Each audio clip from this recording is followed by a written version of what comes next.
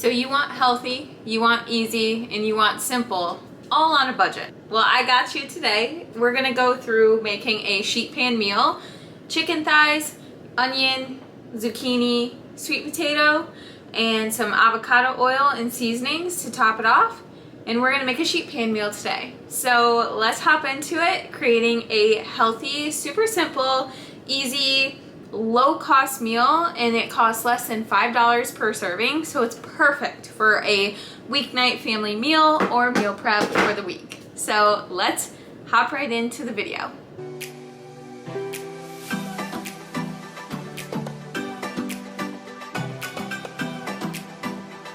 As you just saw, those are all the ingredients you're gonna need for this recipe.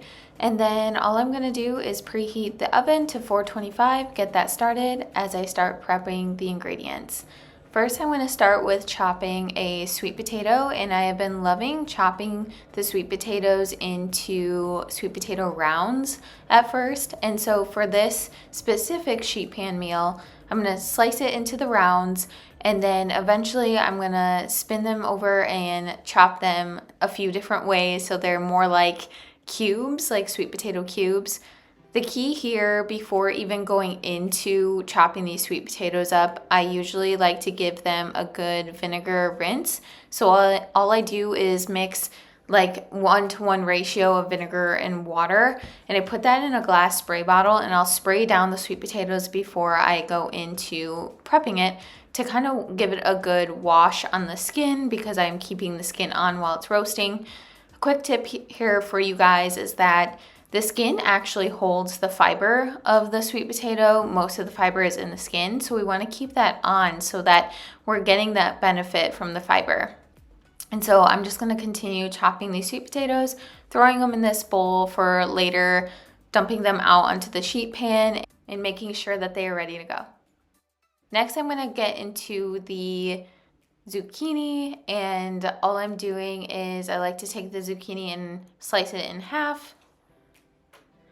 And then all I'm going to do is go into it and dice it up into like half and half, and make sure that they are pretty evenly sliced pieces so that they all roast evenly. And I'm going to throw this in with the sweet potatoes as well, just to save that for later. Then I'm going to go into chopping the red onion, and all I do here is I like to chop off the ends, and then I cut the onion in half, and I make sure to get the skin off, and I like to take the pit of the onion out, and then I'll place that to the side. And so all I'm doing is peeling the skin off, like I said earlier. That way it's not like you wouldn't like the texture of the skin if it's cooked into the meal. Just not going to be the best thing. And I love these red onions because it gives it a little bit of a sweet oniony kick, and it's just perfect with this recipe. Lots of good flavors. And so I'm just dicing that up into just the long strips of the onion, and then we will go ahead and go to the sheet pan. So as a way to cut costs, you can really go for chicken thighs over chicken breasts. And if you're feeding a lot of people, chicken thighs often are cheaper per pound. And I actually found chicken thighs for the first time at a Costco nearby, and I hadn't found the chicken thighs at Costco and buying them in bulk, and they were way cheaper than buying them in just like a regular grocery store, because you're buying them at a bulk price. So I'm just taking 2 packages of those Costco chicken thighs, and I'm spreading them out on the pan so that I can get it prepped and ready to add oil, add the seasonings and everything. So after that, after I get the chicken out, I just dump everything onto the pan. There's no fancy methods in my house. It's just, all right, we're just going in for it. Then I top it off with the onion, and I'm just spreading it out with my hands. I know some people are really leery about touching raw meat, but every time I do that, I go for a good rinse of the hands with soap and water. It'll be just fine. Or you could just wear some gloves too if you have that thing about chicken raw meat. I totally get it. So I'm just adding a sprinkle of the avocado oil on there. That's going to give some fats to the meal, but not too crazy. You don't want to go too crazy with the oil because you don't want to make it all mushy. Then I'm adding some pink Himalayan salt, If you guys don't have a salt cellar, they are so fun. I mean, look how cute that thing is. I love that salt cellar. And so I'm just sprinkling that over the whole pan and making sure we have a lot of flavor there. Next, I'm adding some onion powder onto the pan as well, making sure I season everything pretty evenly.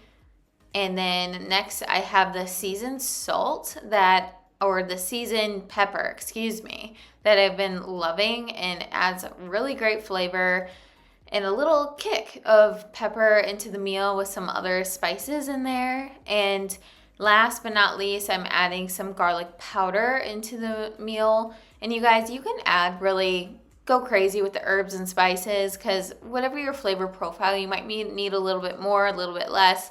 Just, tablespoon of each for this whole, a tablespoon of the garlic and onion powder for the whole pan would be perfect. Sprinkle of salt and pepper, perfect.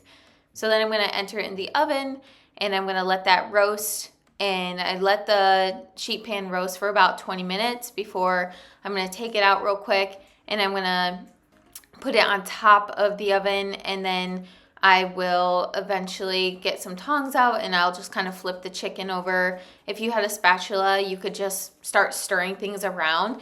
This is not a super necessary step, but I like to flip it midway so that I can, make sure the chicken is cooked evenly on both sides, but you could totally keep it in there for the whole 40-45 minutes. Then I'm gonna just put it back in the oven for another 20-25 minutes until the chicken is done and ready to go. All right, so about 45 minutes have gone by. So remember, back before I started the video, preheating the oven to 425. So 40 to 45 minutes, depending on how your oven cooks. You just want to make sure that the chicken is done to 165 degrees internal temperature, and you should be safe using a digital thermometer.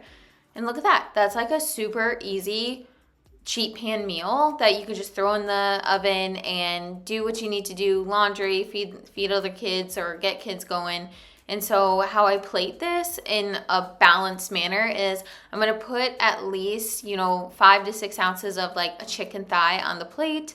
And for an adult, this is what you would need. Of course, kids are going to vary with their nutrient needs as well, smaller portions. But this meal creates 4 large servings, and you can look at how much of the zucchini and sweet potato I'm putting on there for some fiber, some carbs, and a little extra salt to add a little flavor.